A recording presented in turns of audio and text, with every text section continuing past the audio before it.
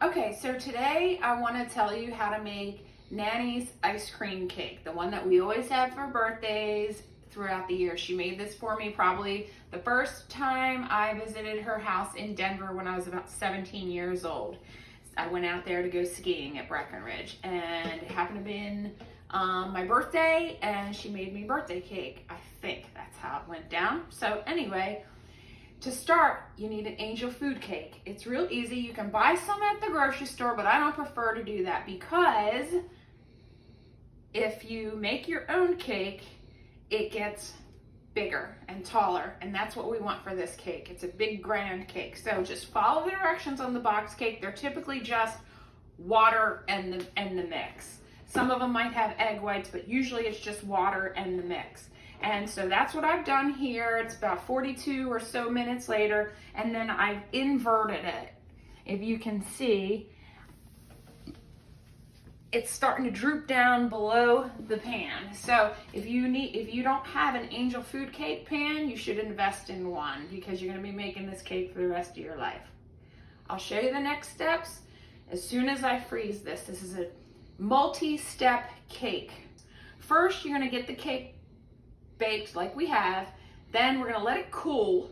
Once it's room temperature, I'm gonna put it on the pan or the cake base that I'm gonna leave it on and serve it on, and put it in the freezer, uncovered, to freeze. Once that's frozen, I'm gonna bring it back out and I'm gonna put the ice cream around it, put it back in the freezer. Once it's frozen again, I'm gonna bring it out, put the Cool Whip on it, put it back in the freezer. And then last but not least, I'm gonna put the maraschino cherries and some chocolate, Hershey's chocolate syrup drizzle on the top. And that's all there is to it.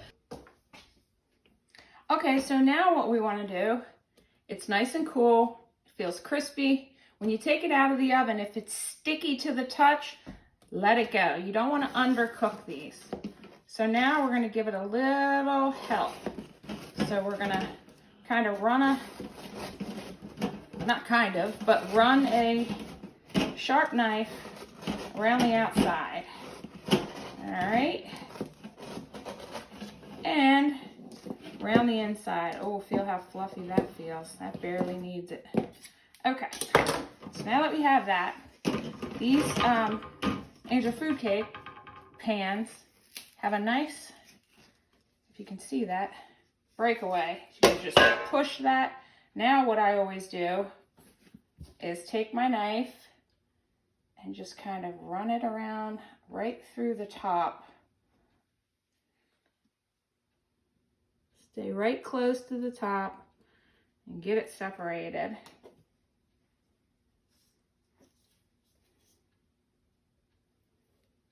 Because you don't grease these pans unless you have a non-stick.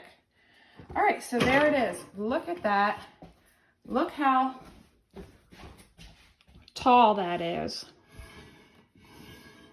That's beautiful. So that's what we want. So now I'm gonna put it in the freezer. Okay, another very important tip for this cake is you need a lot of freezer space. It's probably not the cleanest, so this is gonna be a little bit embarrassing because it's my garage fridge, so obviously I don't clean it like I do my upstairs.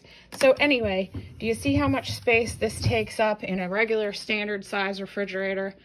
Just about the whole bottom. So at least more than half. So you definitely need that because you wanna give it a wide berth. Also noteworthy is the plate that you put it on also needs to be very big because this cake, once it has the ice cream layer on it, is going to come out to about here, and then with the whipped cream, it's going to come out to about here. This is going to be a very large cake, so something with at least probably 2 inches bigger than the cake itself. For the next step, we want to put the ice cream on the cake. So you'll need a big knife and a cutting board and a pretty solid block, half-gallon vanilla ice cream. First thing you have to do is wash your hands really good because you're going to be using your hands and it's going to get cold. They're going to get freezing cold. So you have to get this nicely out of this container. So you're going to have to cut it out. This part can be a mess, honestly. but the cake is delicious and it's worth it. So I just put a slice down the side where the seam was. Came off pretty easy. Voila. Real quick, wash my hands off. All right, so we want to cover this whole cake. So how do we do that? Well, we're gonna start by making nice slices, about yay thin, because you want it to go all the way around. And you're gonna want to stick some in the center of this cake. And you're gonna have to like mold it, shape it, meld it with your hands. So let me just start there real quick. So as you can see, I'm literally just setting it up. Don't worry about like, is it perfect yet?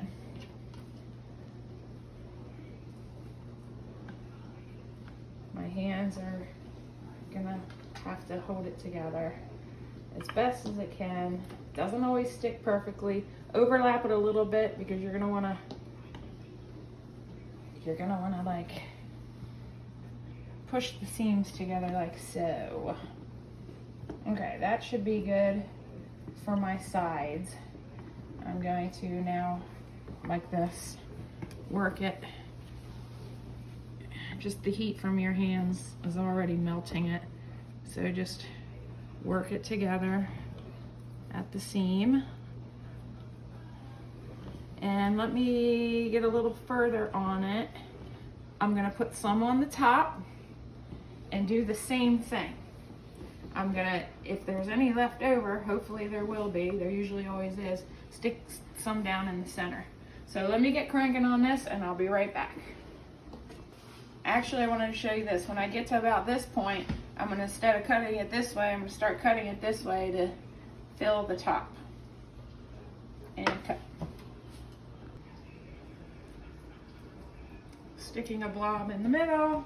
All right, now let me see what I can do with this. I put some, I'm gonna try to connect it down to the side, connect it on the top, connecting it down as best I can on the sides. If you look over here, I have some left, so I'm now going to take some little pieces and work them in to my holes. It's literally just, you know, filling in the gaps at this point with what you have. And the half gallon I found has never let me down. As long as you sliced it pretty, you know, at the right, about 1/2 inch to begin with, you should be able to fill the entire cake. Now the key to this is to work very quickly, because you can see it's already melting. Look at my cutting board. It's already melting on the cutting board. And you want to make sure that when you pull it, when you start to do it, keep it in the freezer up until the second that you're ready to start. Like the second you're ready to start, or you will have a mess. Okay, so I think I'm pretty good here. All right, so now I'm gonna kind of just, with the heat from my hands, again, just my body temperature is melted enough, melts it enough to where I can shape it. Now that inside is just a blob in there.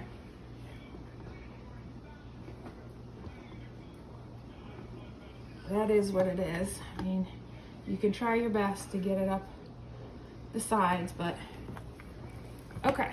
So this is pretty good. I'm calling this good enough for me. Now, I want to get this. You don't have to cover it, but now this will immediately, I'm going to run it back downstairs and get it in the freezer. I'm going to leave it in the freezer until it's nice and solid again, and then I'll go on to the next step. Okay, this last step takes one of the 8-ounce small Cool Whips, or generic brand, whatever. And I think it's noteworthy to say that you didn't have to wait overnight for your cake to freeze. I mean, I could have done this all in one day, I just happened to go to bed and didn't feel like doing it last night. So anyway, just make sure that your Cool Whip has been in the fridge and had time to thaw out properly.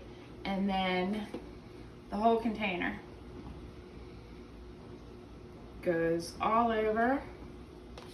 Make sure you get the sides. And once I'm done this, I will come back, show you the last step.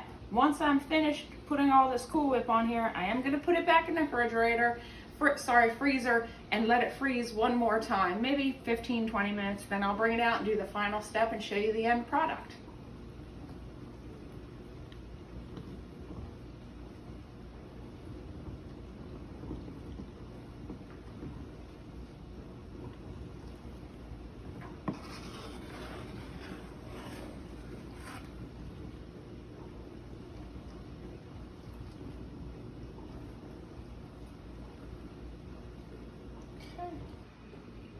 Last step, maraschino cherries and Hershey syrup. So I quartered the cherries, just slice them in half again. I used probably about half of the jar, I mean quite a bit. And so you're just gonna drizzle the chocolate and top it with cherries. So I just like to do kind of a half and half thing. So first I'll give it some, like half of the cherries. And you can really probably only get them on the top-ish.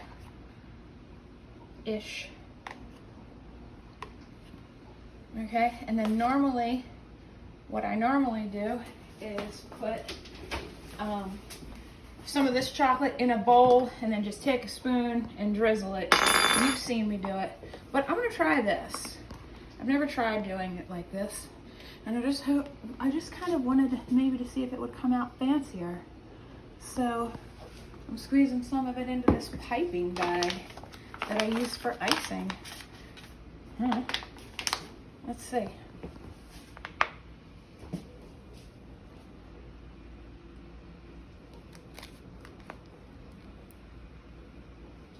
And it doesn't work at all. So we're gonna say hell with that and do it the old-fashioned way, which would be just to put it in a bowl and drizzle. I'm not so much worried about it getting on the counter or the the bottom of the Lazy Susan, because I'm gonna take care of that after I'm done. And so it's just fairly random. You've seen me do this more than once.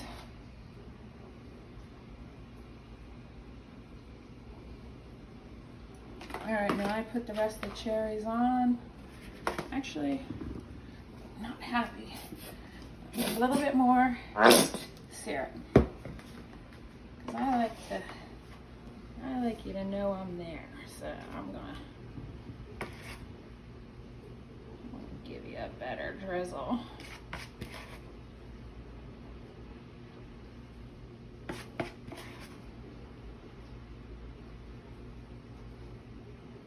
And this is, I'm making this for Brewster is on his way. He doesn't know I'm making it, but he is heading to South Carolina for Arian's graduation party, he and Maya, and so they're stopping through here to drop Astrid off to me. I get to babysit my baby.